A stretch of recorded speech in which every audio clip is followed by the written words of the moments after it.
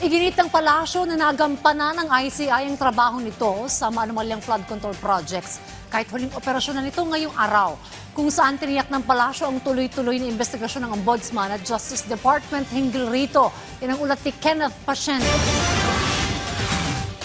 Walang magmo-move on. Yan ang tiniyak ng palasyo sa walang patid na pagtutok ng pamahalaan sa isyu ng maanumalyang flood control project. Sa kabilayan ng mga puna na tila nakakalimutan na ng gobyerno ang isyu. Giit nito, paninira lamang sa gobyerno ang mga ganitong pahayag. Punto ng palasyo, hindi tumitigil ang pamahalaan para mapanagot ang mga sangkot sa korupsyon sa mga proyekto kontra baha. Lalo't walang tigil ang ginagawang investigasyon ng Ombudsman maging ng DOJ. Sa mga nagsasabi ng ganyan, ang tanging natin masasabi, hoy, gising. Dahil alam po natin kung papaano po nagsumiti na po ang ICI ng kanilang report, di lamang po sa Ombudsman, kundi pati po sa DOJ. Ang Ombudsman ay nagsasabi din po habang sila itinatanong na patuloy ang kanilang pag-iimbestiga, pati po ang DOJ. Wala pong natutulog pagdating po sa pag-iimbestiga sa flood control projects. Punto pa ng palasyo, kita yan ng publiko kasunod ng Pulse Asia Survey kung saan ang pagtugon sa katiwalian ang dahilan ng pagtaas ng ratings ng Pangulo.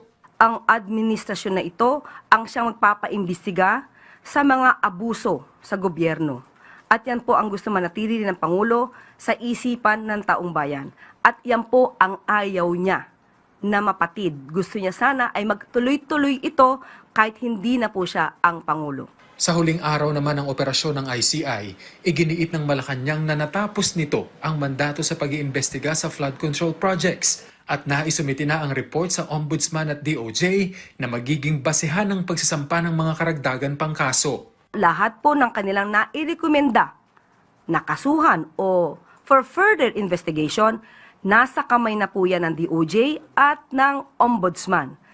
Sa totoo lamang po, mukhang overwhelmed po ang Ombudsman at ang DOJ sa dami po ng mga kasong pinaparekomendang sampahan dito patungkol sa flood control project. So, hindi po masasabing yun lang ang naging trabaho ng ICI. Muli namang nanindigan ng palasyo na walang sasantuhin ang nagpapatuloy na investigasyon sa flood control projects.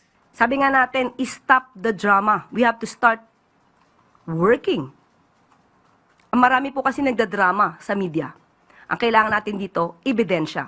Ebidensya na siyang magtuturo at siyang magiging basehan para ma-prosecute ang mga taong involved.